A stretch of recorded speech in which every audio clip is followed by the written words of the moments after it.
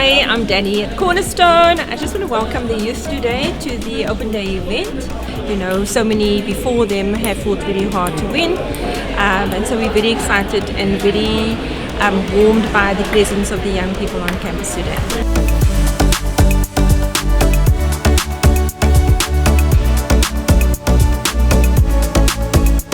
This place is nice. Like the vibes here are nice. The place is nice and quiet, nice and neat.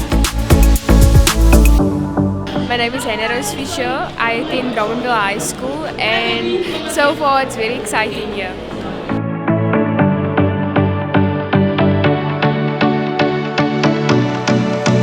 This is more than just a once-off hit and run, because it is through them that our democracy will stay alive.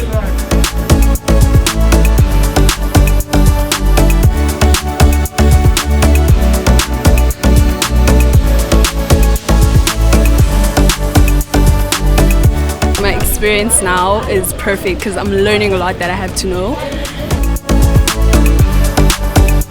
The vibe is kind of nice. It's cool down, it's chillax. Yeah, I kind of love it.